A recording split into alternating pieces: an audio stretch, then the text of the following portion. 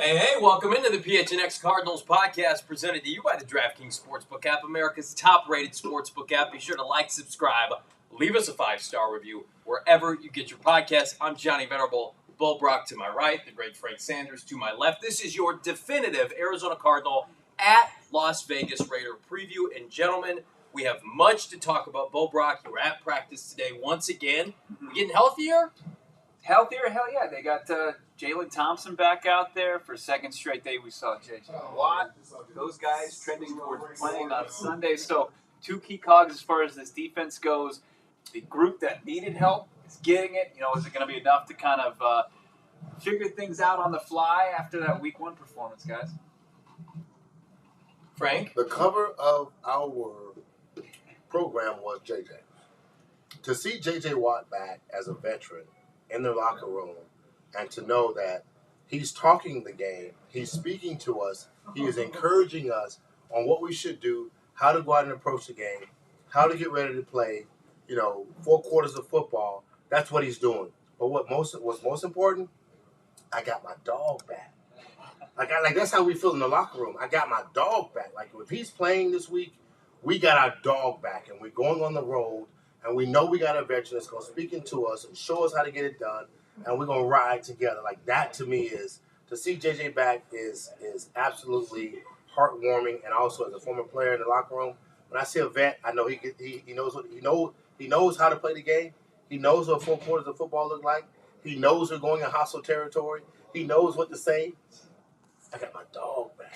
Undefeated with J.J. Watt, I believe last year in the regular season. And look, no Andy Isabella, no Rondell Moore. We're going to get to the Cardinal receiving core here in a little bit. But I think the biggest underlying factor of returns this week, as we mentioned, Watt, and then hopefully probably Justin Pugh, who did practice and limited all week. If they pull a fast one again and start Sean Harlow, I'm going to be pissed. But the two areas, Patrick Mahomes and company did whatever they wanted last Sunday. But the two areas where the Cardinals really lacked, both lines of scrimmage, offensively, defensively. You get Pugh back, provides some stability, Bo Brock at left guard. You get Watt now, which allows everybody else to do their thing. Michael Dogby had a good game, Rashard Lawrence. They need to be able to push around this Raiders defensive and offensive front that is not great. The Raiders offensive line is one of the worst in the NFL after Week 1. J.J. Watt should be able to immediately produce. And then on the flip side, when we talk about it, we'll preview it a little bit more later on, but Chandler Jones does not like to be pushed around, right? He's a finesse player up until this point. It's a big reason why the Cardinals didn't want to pay him $16, $17 million a year. You can run on him.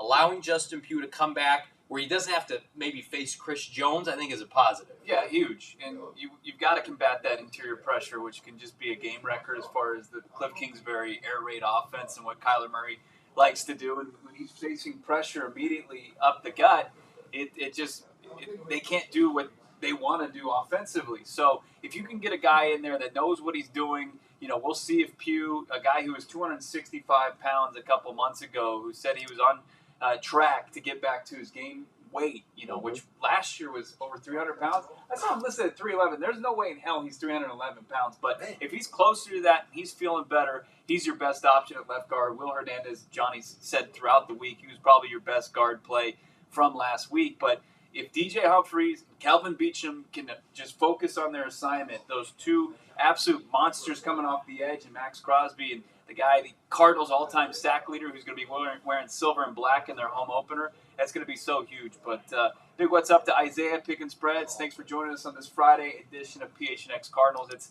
They're getting healthier. They're getting healthier on both sides of the football. All that frustration going into Week 1. Everybody wants to be full strength Week 1. You want to see that product. You want to see it on full display. Cardinals fans didn't get to see that. It's starting to trend in the right direction as far as health-wise. Now the play, the results on the field, they have to go that way as well. We're all freaking out because Isaiah Simmons played slot corner last week more so than any Arizona Cardinal. He got, let's face it, he got deep-handsed by Juju Smith-Schuster. He did not look good. The advanced metrics, the tape, whatever you want to say. And, Bo, you texted me, and you said Simmons played a lot of slot corner again this week, and that scares me going against somebody like Hunter Renfrow. Bo, do we have an avenue in which Trayvon Mullen plays and plays a lot so that Byron Murphy can then slide to slot corner? It's one thing you hear things from the player himself, and he talked to our guy Howard Balzer, who you can read his work, go phnx.com today, and he said that he's feeling good. He feels like he's ready to play. But then I hear the quotes from Vance Joseph the other day saying, here's a guy, we're excited about him. He's played a lot of ball. I don't know if he's there yet. I don't know if that's a smokescreen that they're trying to use, and they're trying to. Who knows? Who knows what the coaching staff is doing? But as far as Trayvon Mullen, the player himself, it says he's ready to play, and that would just be a big boost to kind of give a guy like Isaiah Simmons, puts him in a better position to be successful in the football field, maybe further back in that defense or ahead of that, in the linebacking core where if you've got 3 NFL starting caliber corners, that's a big boost because right now they just have 2. They have Byron Murphy and they have Marco Wilson, who is probably the lone bright spot with this. Week 1. So if you can go, those Mullen and Marco Wilson on the outside and then push Byron Murphy back inside, and then he's got that assignment on Hunter Renfrow. It feels like we're a week away from that. And yeah, I think you're right. I think Frank Sanders, we're going to see Isaiah Simmons playing that back 7 again.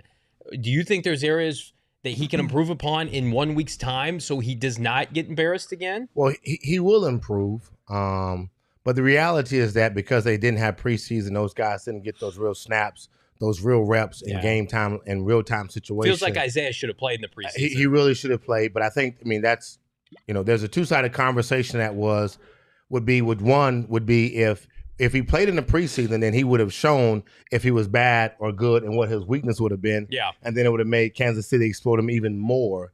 Or if you don't play him and wait till you see Kansas City, and then we really show that we're running a 4-2-5 defense instead of our standard 3-4 or 4-3 enigma of a defense, then we kind of really we don't let the cat out the bag. So the first week was our first preseason game, honestly, on defense. Unfortunately, that's what it is because none of those guys really played. And so Isaiah Simmons will get better.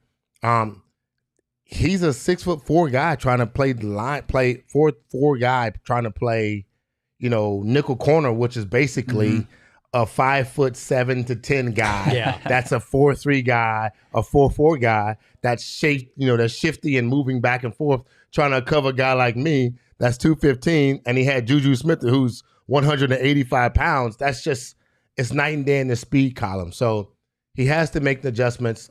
Again, Van said it, appropriately. He said this is the first week that we actually saw the 4-2-5 walk out there, and he had to play. So that's the part where we all got shocked at. We thought that this would be a better defense, and it wasn't, JV. And unfortunately, the showing wasn't there. But I think there's a part where he will get better, but we have to expect that he will get better. And again, we're probably, week 1, week 2 of another preseason game watching when we go to Vegas. Yeah, here's a big issue right now as far as Isaiah Simmons. Is exciting to hear that he's going to be the guy communicating the defense on Vance Joseph's behalf with the green dot, but it was a big issue week 1.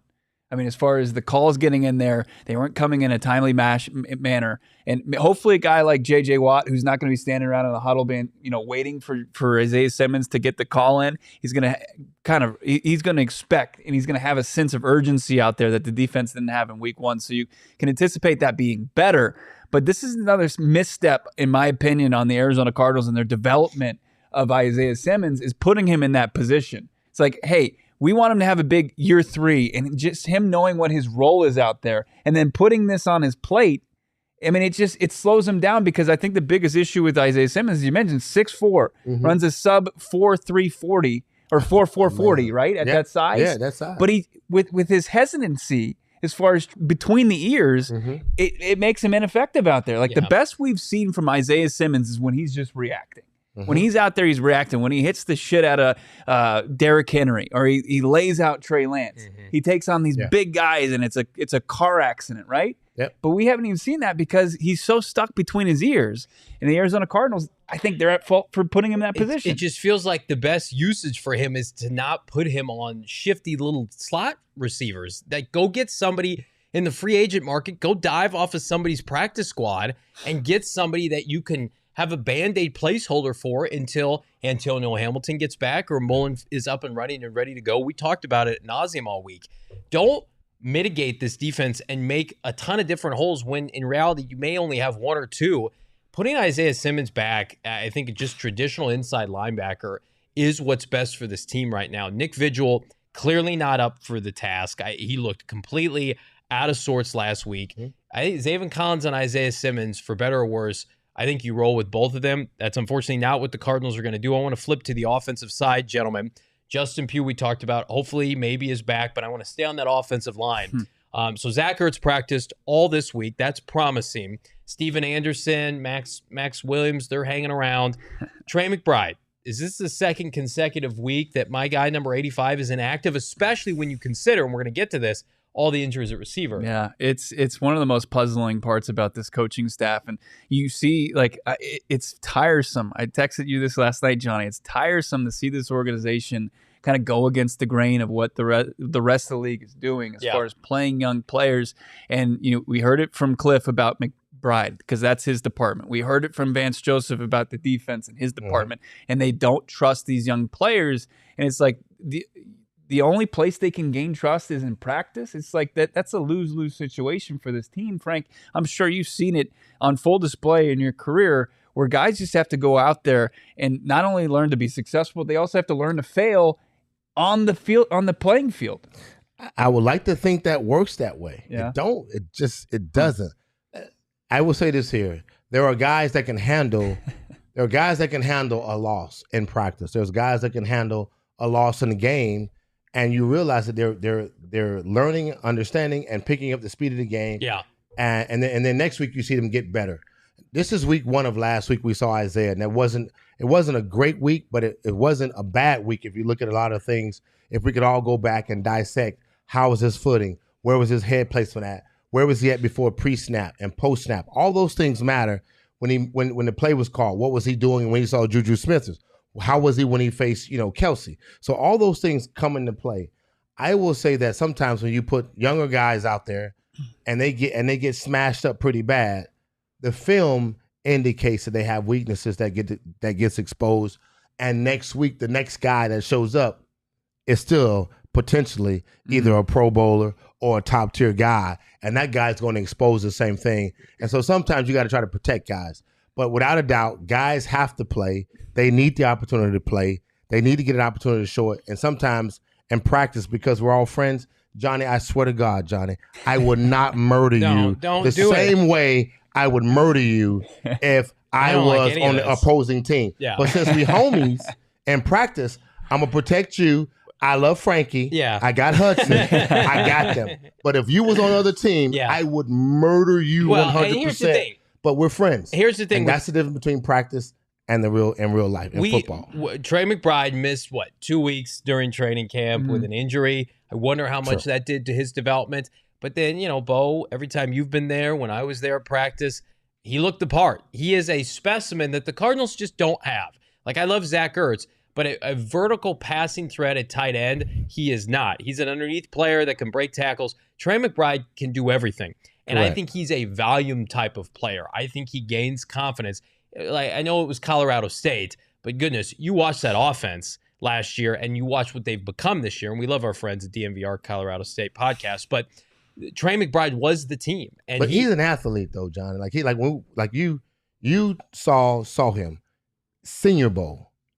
Not Senior Bowl dominated. And so that tells you dominated. And that's the most important part. That tells you that he transcends just the conference I was in. It does. I saw the best of the best, and I met that challenge and I dominated. Feels like why he's the second pick over. They've put him in a box and they said, "No, you're a rookie. We gotta dig ourselves out of this hole. Like, we're gonna let our veterans carry us early on." And it's just like, I'm sorry. I watched that game last night. Chargers at Chiefs. There's rookies everywhere. Yeah. Like, hey, Cardinals. Rookie made the biggest play of the game. Like, man up and play your young players. And I think your fan base would have a little bit more, leniency for some of the incompetent things that you do when it's done by a first or second year player, as opposed to, I'm sorry, I do not want to watch Steven Anderson get lit up at tight end again. He was terrible last week. Right. I want to see these young players play, Bo. It's not a McBride issue, not the players' problem, that the coaching staff can't take a guy with that athleticism, that skill set, that this organization has invested a second-round pick in. They can't find a role for him. It's like, okay, we're not going to put him out there and he's not going to have to block Chandler Jones. If you put him out there to do that, you got big issues.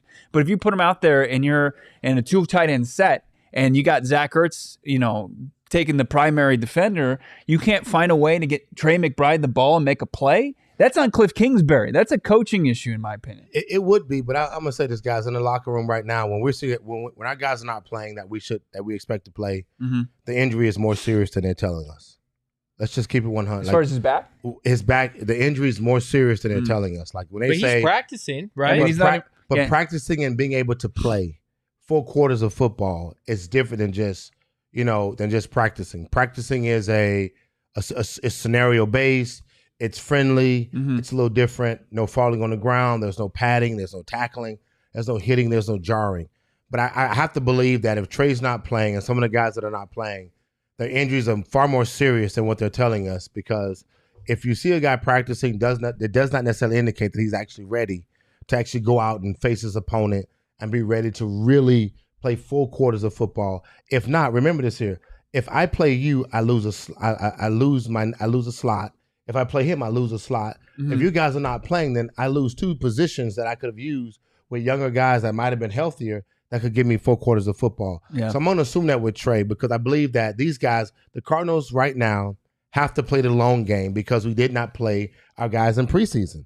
And so when you realize that you don't have your starters, this team, Johnny, and you guys can attest to this, is not better than our team was last year at the beginning of the season. Not even close. And I think that the way you get there is you play the young players that you drafted, because those were the only marquee additions that you made in the offseason. And it was headlined by the trade for Hollywood Brown at receiver. And we thought, Bo Brock, Frank Sanders, that this receiving core was going to be able to carry the Cardinals early on while their defense had some struggles. Hopkins gets suspended. And now, Bo Brock, you've got Rondell Moore and Andy Isabella. Andy Isabella hurt his back in the weight room. Listen, we've all been there. He's pulling a Johnny in the weight room, man. I need to stretch Put a couple of 5 plates on there. It was too much.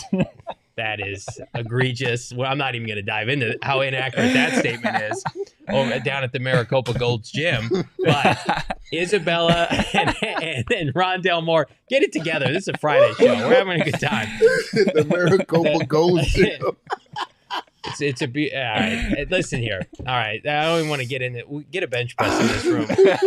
Let me put on a show. Bottom line is the receiving core has been whittled down, watered down to the point where it's Hollywood Brown, AJ Green, who did not look good last week, Greg Dortch, and what, Bo Brock? That's it? Andre Bichellia.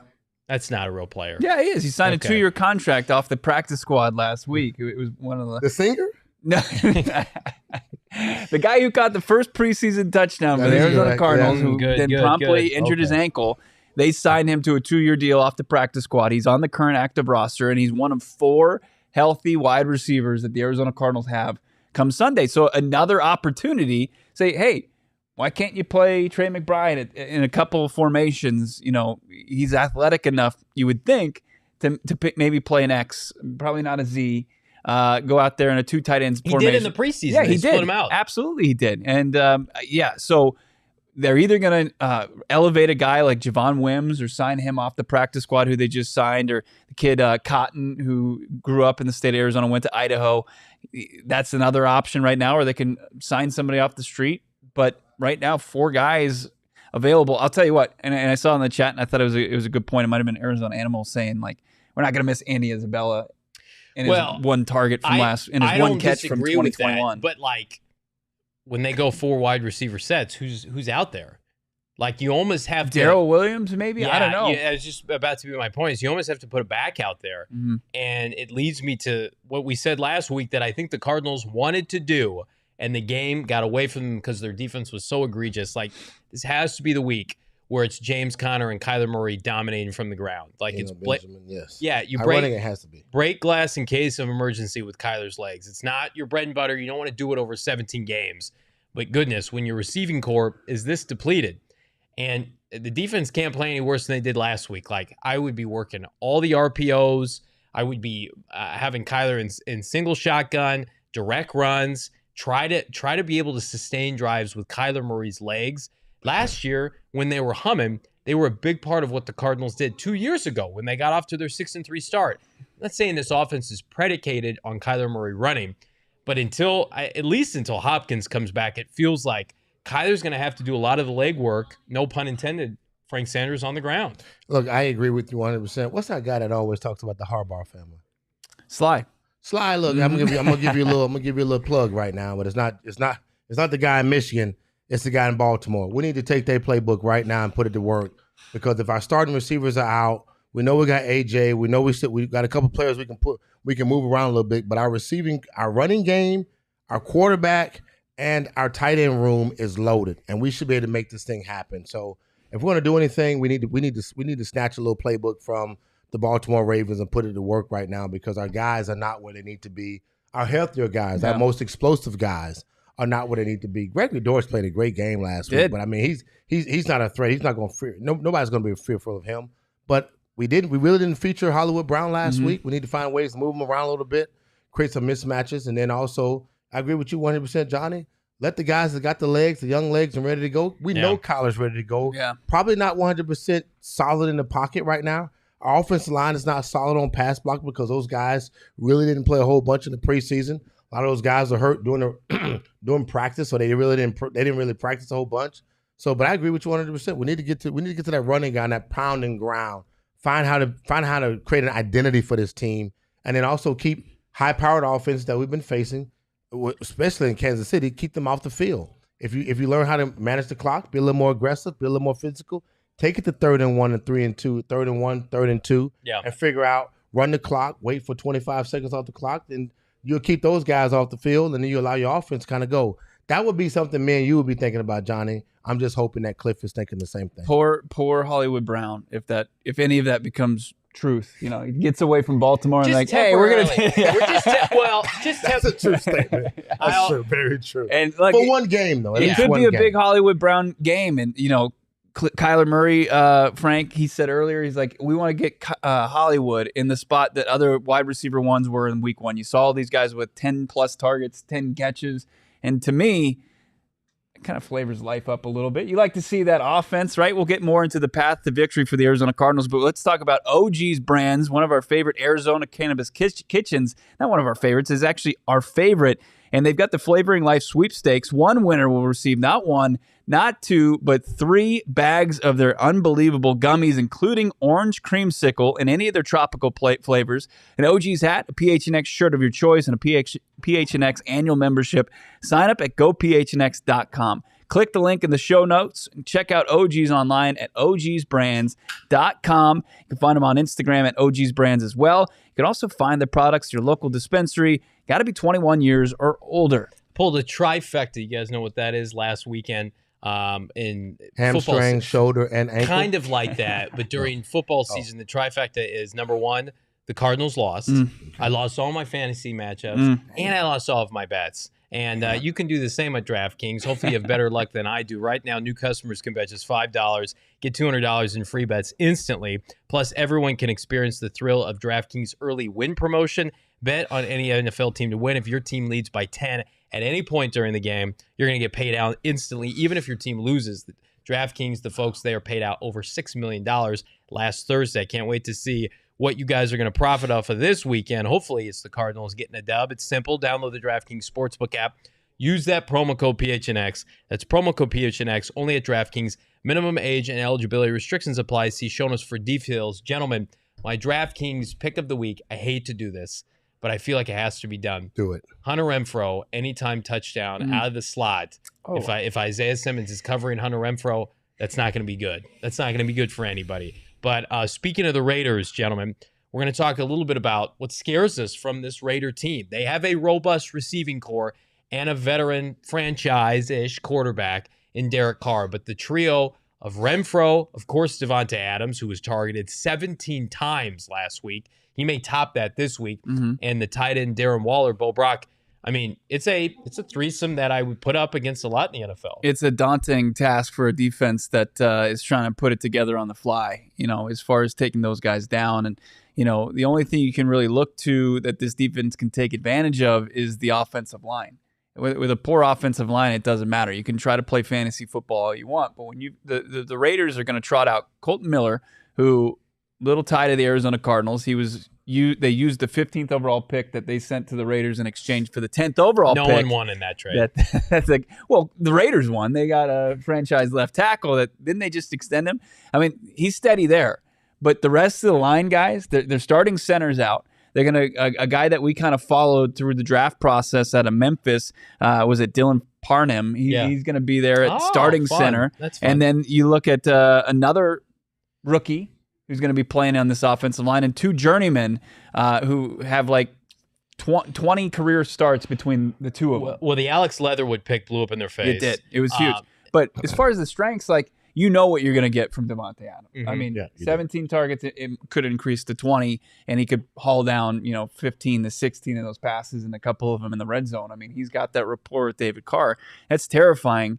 I don't know if you just kind of pick your poison and say, hey, we're going to let Adams do what he wants to do, and then try to take away the other two receivers out of the trio with Waller and Renfro, and just kind of figure that out. Without a doubt, you double team Davante Adams. Tackle him to the ground. You double team Davante Bracket, Adams. You all triple that. team. You double team him without a doubt, because 100% their offense is flowing 75% his way. That's what it tells you when a guy gets 17 targets. Hunter Renfro was absolutely fabulous last year, and his play without Davante Adams, and he kind of gave him a good cushion. He gave Derek Carr a great cushion to be able to throw to.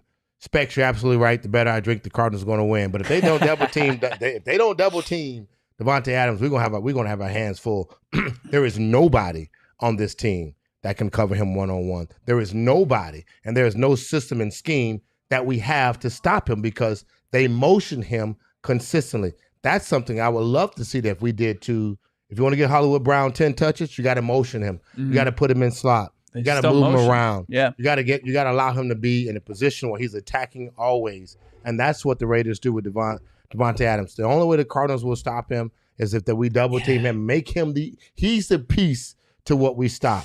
Everything else outside of that, if he's not the piece that we don't stop, then we're gonna struggle with the conversation of trying to get to the quarterback. It almost feels like Isaiah Simmons, in a weird way, should be covering Davante Adams more so than Hunter Renfro. Like, I know it's like the lesser of two evils, but I just feel like he's better equipped to do that. No. I don't.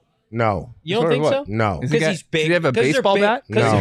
He's bigger and bigger I versus. don't know. Remember last not year even a word, against the worse. Rams, he was running downfield. Like, Isaiah's got better outside Did speed. you just straight line sneak a speed. couple of those pumpkin porters behind my back? No. The underneath receivers, I don't want to see Isaiah Simmons do that again, but I'm fearful that's what we're going to see. I also don't want to see, gentlemen, a Chandler Jones revenge game. And listen, I know Chandler has his critics.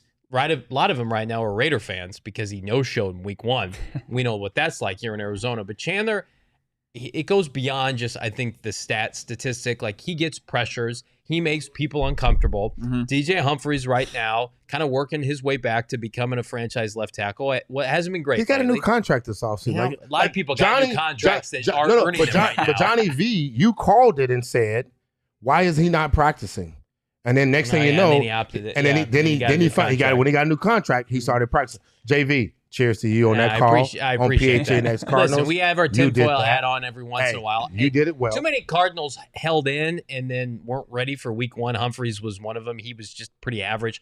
He's got his hands full with Chandler Jones, who will be motivated for this game. 100%. If you don't think Chandler Jones, put the money aside, and he's got a ton of it now, is going to be ready and motivated to spurn the team that didn't want to let him finish his career in the desert. I mean, I do think he's going to play well. I think the Cardinals are going to have a problem with him and Max Crosby. I think both of them were bad last week against the Chargers. They rebound this week, Bo Brock. I would send out another extra tight end, and the Cardinals should go heavy because that's the way to beat Chandler Jones is to run right at him. Oh, yeah, run right at him. That's what the Chargers did to open up the game. They ran Eckler right at Chandler Jones, and then the next play action right towards Chandler Jones, and it was 2 successful plays, and it was a recipe that they used for the rest of the game. A guy who had 2 tackles in his debut, 0 sacks. They didn't actually get any sacks as far as their game against the Chargers. Sounds familiar. Here's our sack king as far as the Cardinals go. I mean, an incredible acquisition Chandler Jones was for Steve Keim. Joined the team after the NFC Championship appearance, came over from New England for a second-round pick. I think Jonathan Cooper and a couple ham sandwiches, but Chandler Jones goes 6 seasons here in the desert. He got an extension. He did secure the bag at one point here. 71.5 sacks. He had 19 in 2021. I think he only lost out on the sack crown by like a half sack to Shat Barrett that year. Yeah. 23 forced fumbles over that span. That's the most in the NFL. It was not Aaron Donald. It's not TJ Watt. It's Chandler Jones. He played right here for the Cardinals. That was all in a uniform of the red and white.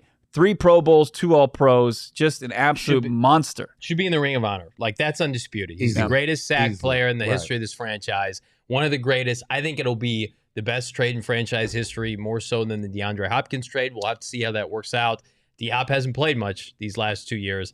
Chandler Jones was always available, always elite. And, I've always wished him well. I want him to do well outside of this weekend against the Arizona Cardinals. And I'm going to tell everybody right now, you can do well on Underdog Fantasy. It's the easiest and most fun way, ladies and gents, to spice up your football season. We dabbled at the Lola over the weekend and unfortunately took the L to our GM Saul Bookman. But hopefully you have better luck. Just look at your favorite or least favorite players' stats. Pick between 2 and 5 players for your pick'em entry and whether you think they'll end up with a higher or lower stat on the win total. And get your picks right. You can win up to 20 times your money in a single night. Talk about a great app is the Underdog Fantasy app. You can see it in the App Store or click on it in the show notes below. Use that promo code PHNX. Underdog Fantasy, get this, guys, is going to double your first amount up to $100. So you deposit $100, you get $100, and no one else is going to do that. That's Underdog Fantasy Bull Brop using that promo code PHNX. Get into the action today. We're hanging out here in the brand new PHNX studios. These chairs, incredibly comfortable. Yep. I mean, these are Spectacular. unreal. Thanks to our friends over at More Furniture. Check them out, morefurniture.com. They got their fall sale going on. You can find some nice new furniture to get your feng shui in order. That's a fun word. It is a great word. And you can just pimp out your living room, bedroom, where it might be. Lava lamp? Yep. I don't think so. Probably not. Probably not. They're not kicking back with Do you have emojis. some of those in your days at Auburn? You have a lava lamp at Auburn? No, I did. What do you got? Like the Pink Floyd poster up and a lava lamp, just Maybe popping not some Frank OG's gummies. No, there's more furniture. It's more for a more sophisticated type out there. It's going to make your living room, bedroom, wherever it might be, look great. Morefurniture.com. Check out their fall sale. Hanging out here, enjoying ourselves. Can't wait to get ourselves another Underdog Fantasy go around this time. Yep. I can't believe Saul took that one. But He's out this weekend. He's not Yeah. going to be here for the for the tailgate show. It'll just be Bo and I and Shane. So by default, he's kicked out. So I already like my odds this week. We see a couple. Let's get to the chat real quick before we get to our predictions here. Diego Perez checking in, asking about the new studio. Is it in Maricopa? No, it's not. Johnny had to travel for this one. You're welcome. Big thank you to him for that. Asking how tall Johnny is. My driver's license for a long time 6 feet. said 5'8", and then I went to maybe it said 5'9", and I remember I went to Panama City on spring break one year. And I just got destroyed by a bouncer saying, "You're not 5'9". So I changed it moving forward. I am 5'6.5", 5'7" on a good day, my friend. Yeah. Pick and spread saying DJ Humphries has to have a game against Chandler. It looks like he tried to use some emojis in there. That's not recognizing. Beecham versus Crosby. That's a little scary. Thankfully, the Raiders' interior defensive line is awful. And they're going to miss a key part of their defensive secondary and the safety group. So, and I'm still going to harp on that offensive line. That offensive line, it could be a big factor for the Raiders with who they're starting. And the Arizona Cardinals don't necessarily have to bring pressure. They shouldn't have to bring pressure to get pressure against Derek Carr. We'd have to double check this, but behind Mahomes, second best quarterback against. You're telling me that we shouldn't blitz the second consecutive week it was a disaster? I don't last think week? Vance Joseph can help himself. Like, I think he needs to go to like some sort of like anonymous group about his problem with blitzing. He loves it. It works. It doesn't. works. It doesn't. Now, so It worked last year. Well, again, you got to have a front four to put pressure on the quarterback. When you bring in guys that are young, we had They young. had a we had certain, young edge certain edge guys. 55 here. Yeah, we last did. year. Look, we had the idea of our offense. Remember our defense last year? Peters, Phillips, Watt, and Jones. That was the defensive line we thought we had, and then Peters couldn't play. John Phillips got hurt, or he got sick, and then it was Watson Jones, and Then Watt got hurt. then yeah. Watt got hurt. It's like this looks very much like how the Cardinal defense did at the end of last year, and we've harped on it all off season.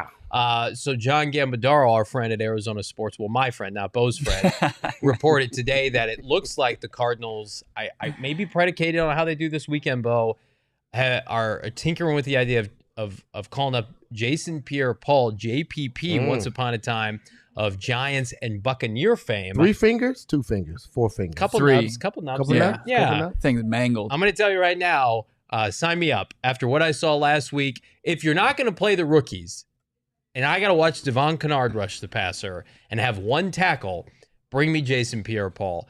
But I'm a little bit concerned. Like you're trying to do this now potentially in week 2 and what I feel like is a must-win game right before Sean McVay in week 3. Like this is a move that we all expected April, May, June, and instead, like the status quo is what they did all offseason.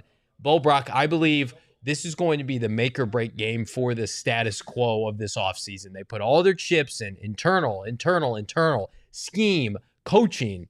You got to have the horses. Yeah, you do. I mean, is an indictment on the guys who played week 1 as far as the line? Because Jason Pierre-Paul is not a stand-up linebacker, right? I mean, he's more of a defensive end. But neither was, Dwight Freeney. He was an edge player. Yeah, I mean, so are you saying that you didn't get enough from Zach Allen? You didn't see enough from a guy going in a contract year? You feel like you're not confident that JJ is going to be available because he's already been unavailable 1 week? I don't think he plays 3-4 defensive end. I think that you think they stand him up? Just on third down, specialty pass rush role. Yeah, it'd be an interesting move. I mean, it'd be definitely them a sign of desperation. Hey, JPP brings conversation that says if he had 2 more veterans, either from the defense perspective, from a linebacker perspective, or a defensive line perspective, he would come with expectations. I'm gonna pass this little knowledge on to you guys. Okay. What happens in the locker room in the NFL is that if they whoever they go get, they need somebody that can change the expectation in that position. Yeah. Change the expectation. And that's what makes the guys go out and play better. Like if I know, Bo, what you're doing is I expect you to be at a certain level, and you give me that level, I'm going to rise to that level. I'm going to play at that level. I want to be at that level. Johnny, you guys don't give me no short change on that. I need to be one of these a former player that comes and be like, no. You're more than that, my guy Frank Sanders. Whatever you say is good. I have to be at this level because your energy level is there.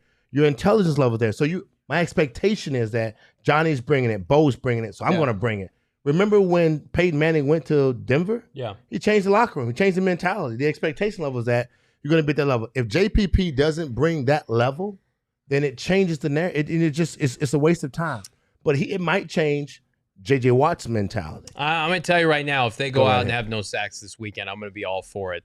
If they go out and have a clunker, because I'm going to tell you right now, the answer is not Myjai Sanders because Vance Joseph refuses to play rookies. Yeah. So if it's the difference of not playing rookies and playing Jason Pierre-Paul, like that's an easy decision. What's not an easy decision, gentlemen, is deciding on what exactly is going to go down this Sunday in Las Vegas. We are moving now into our official game predictions. Bo Brock, kick us off. What's going down Sunday in Vegas? All right.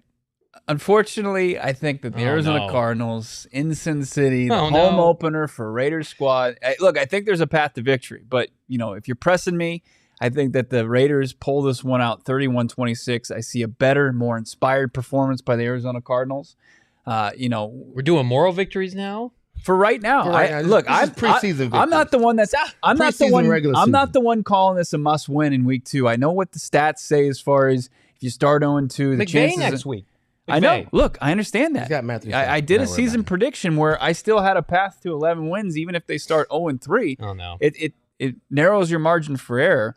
But look, I think they probably lose this week. Zach Ertz, he becomes a bigger part of the offense. I saw a good performance from the Chargers tight end Gerald Everett in week 1. I think that Zach Ertz can continue that trend against this Raiders team. I like Marcus Golden, the junkyard dog, to get some good pressure against this decimated offensive line. Maybe get home, maybe get some balls put on the turf. And then DJ Humphries, talk about if the Cardinals are going to win this game, he's going to be an unsung hero on Sunday as far as keeping Chandler Jones in check. It's got to be DJ Humphries if they want to do anything.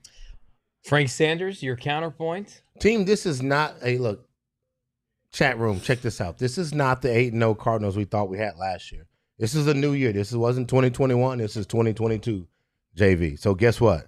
What we have is what we have. What we understand we have is not the same group we had last year that started out 8-0. The players that we had, D-Hop's played. He's not playing right now. So my mentality right now is totally different. All right, well, give us your prediction. I have to accept the idea. I have to accept that the Cardinals right now is not at their best state. My situation is that the Cardinals will not win. Okay. I am not sold on what we have right now. There are some predictions that I had before. Emma, we got Frank's graphics for his I can't. There it is. Jesus, Emma. Ugly. That's Thank ugly you. right there. That's not 14:35. Were you trying to lead our producer Emma I was to trying that? to help her, but Okay, I'm I didn't not know there. what was going Hey, on. look. The Cardinals right now, we're not where we need to be, guys. We really need to still continually blend and make this team what we need to be. I think Eno Benjamin last week at the end of the game, he looked phenomenal. I said JC would be the guy.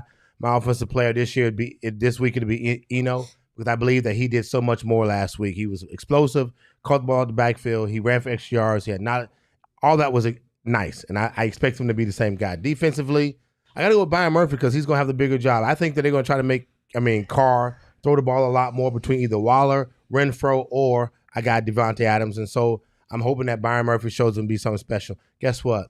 I didn't pick an unsung hero, but the unsung hero right now looks like it's J.J. Watt. And just for him to play, I'll take it and give him an opportunity to get out there and make some plays and make the defense that much better. I'm looking at the ASU crew right now in studio, and with all due respect to them, holy fuck, if Eno Benjamin is the star of the Cardinal game Sunday, it's going to be a grim, dark post-game show here on PHNX Cardinals Live. Forget these two. This is what's going to happen. Emma, roll it right now. The Arizona Cardinals get their first dub of the season, 27-24, over the Las Vegas Raiders, and they're going to be led by the marquee addition of the offseason. Hollywood Brown is going to go off $135, 2 touchdowns, a couple deep bombs from Kyler Murray, and then on the flip side, under the radar, played decent last week, is going to build upon his performance with 2 tackles for loss.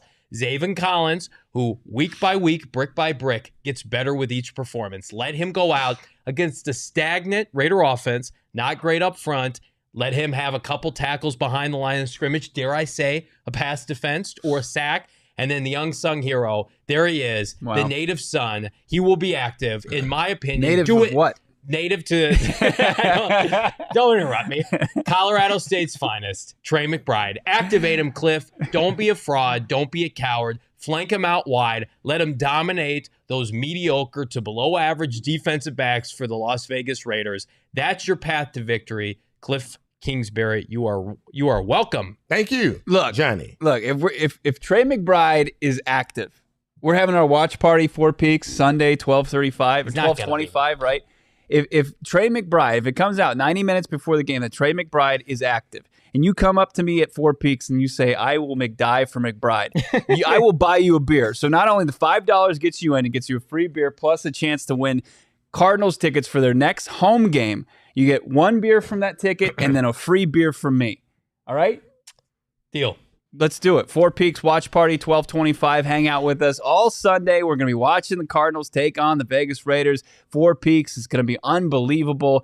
Hang out with us. I will McDive for McBride because you are a ride or McBride with the PHNX Cardinals crew. I might even do 2, 3, 4 people if you come up and tell it to me. But you got to be there. You got to be there to cash in on the free beer. And the only way to do that is to go and sign up and actually hang out with us at our event. It's only $5. It's only $5. Come hang out. Give us some good mojo, some good juju after last week's game. No Juju Smith-Schuster. But if you want to be happy and healthy, come out to not only this Sunday's event, but future events. Go get a COVID-19 vaccine. They're free for everybody 5 and older. Those 12 and older are also eligible for a booster. All you got to do is visit azhealth.gov/find vaccine for a location near you. We mentioned Howard Balzer, the fantastic work. He's churning out articles we can't keep up. Fantastic work at gophnx.com. Become a member, 99 cents for the first month, $8.99 for the subsequent month, or you can pay just under $60 for the entire year and cop a free t-shirt. How about this t-shirt? The Hollywood Hills sign on top of Camelback Mountain. By far the hottest shirt we've got going on right now at the PHNX merchandise locker. Again, check it out. GoPHNX.com. We've got articles, we got content, we got podcasts, we got live streams, everything you want at PHNX and PHNX Cardinals. Gentlemen, it has been a pleasure. We are live here in downtown Phoenix at the PHNX studios. We're going to be here Sunday for the post-game show. Bo Brock, Frank Sanders, I hope we have a better time than we did last weekend. Yeah, I agree with you 100%. It will be. We will. We're going to have a great time. We're going to get that dub. For Bo, for Frank Sanders, I'm Johnny Venerable. Like, subscribe, leave us a 5-star review. We'll see you Sunday.